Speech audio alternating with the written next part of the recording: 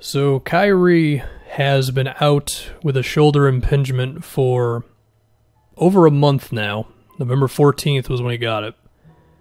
And Kenny Atkinson said recently that he doesn't have a time frame for Kyrie's return. He has not participated in any contact work in practice or anything. And should we not be a little freaked out at this point? Because it just seems like there's a cloud of we don't totally know what's going on with this injury right now. There's a chance I'm putting the tinfoil hat on too much for this entire video, but I don't know, man. And also the fact of when I Google shoulder impingement, the average time to heal is 3 to 6 months to heal completely, which is potentially the entire NBA season if things got really bad. And that starts to get a little weird. Now, Google also tells me you can return to your normal activities in 2 to 4 weeks, but I don't think Google is taking into account that the subject at hand is an NBA player.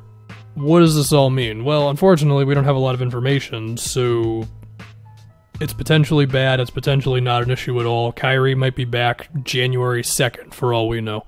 But, I don't know, it's got me thinking a little bit. Especially because I'm pretty sure it's the same shoulder that he hurt for the Celtics. Right shoulder both times, right? And Kyrie's, of course, had a series of lower body injuries, so is there a chance Kyrie Irving is kind of injury prone? It's a possibility. I mean, he, of course, had the foot injury at Duke. And that could be potentially concerning for a team that is hoping Kevin Durant can be Kevin Durant again after an Achilles injury. But as far as this season is concerned, I mean, could this be one of those things where, you know, initially it was like, oh, he's going to miss 3 games. Now it's been a month. Before we know it, are we going to be going into mid to late January and we're still asking where the hell Kyrie Irving is? I don't know. Other things to think about is just the chemistry of the team. And I'm going to try to make this not sound like a diss to Kyrie Irving, but it's probably going to come off like that. The team clearly had to adjust to Kyrie, right? He was doing a lot of stuff for them to open up the season. A lot of dribbling, not as much passing, all that stuff. Now, to be fair to Kyrie, it's not like their passing has increased significantly since he's been out. I mean, Dinwiddie has been doing a lot of stuff that Kyrie was doing. I mean, Dinwiddie's touches per game, as well as time of possession, are damn near exactly what Kyrie's were before he got hurt. So that's something. But you're also asking Dinwiddie to take a step back when Kyrie eventually comes back, assuming he comes back in a timely manner this season. And it's going to be another adjustment period with Kyrie Irving because, I mean, Kyrie's better than Dinwiddie, so of course you'll give him the ball and stuff. But it's like now the whole team's got to adjust to the new guy again and his tendencies that are going to be a little different than Dinwiddie's, right? And, I mean, we could easily say, well, Kyrie can be a great off-ball player. Yes, he can, no doubt about it. But he was a great off-ball player with LeBron James on his team. Is taking the ball out of his hands for Spencer Dinwiddie at least a little more going to be a great thing for this team? Well, there's reason to believe it'd be totally fine because the players involved here are talented. But it is also like, at what point is it kind of like, oh wait, Kyrie hasn't touched the ball for 2 minutes, what are we doing right now? Now I say all of this, and if Kevin Durant shows up next season and he's back to being Kevin Durant, then most of this crap doesn't matter because you've got maybe the best player in the league. So take that and take all of this for whatever you will. I don't know what the hell I'm talking about.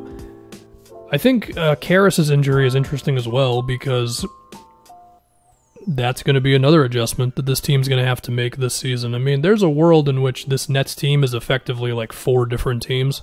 It's healthy team at the beginning with everybody playing off of Kyrie, and then it's no Kyrie, no Karas, Dinwiddie as the main guy, and then Kyrie's back, and then Karas is back. Like it's going to be a whole whirlwind of things, and that type of thing is when the team culture is really like a big deal, and I mean, this has been talked about before, you know, Kyrie and KD coming in there, and does that mess things up? Does it make it better? Does it not really make a difference? Well, I think it's tougher to gauge those things when those guys are not actually playing, so still, it's going to be something. In terms of the, you know, actual basketball fits, I mean, look, Karras and Dinwiddie have both been not the best three-point shooters. I mean, Dinwiddie's a very smart player, potentially too smart for his own good to where he holds onto the ball like LeBron for too long, but just in terms of shooting and spacing and stuff, I mean, Karras' shot has been below average for his career. It was good for 9 games, but okay. Dinwiddie's hasn't been great, but he's also looked like a great three-point shooter at times. And yeah, playing off of each other is not just shooting. I mean, it certainly helps that all three of these guys can dribble and create their own shot. And of course, Kyrie is a great off-ball guy. But, you know, to bring up the thing earlier, how much do you really want to take the ball out of Kyrie's hands? And then just whatever else, adjustment periods and other things that I would be basically repeating at this point. So it's all something.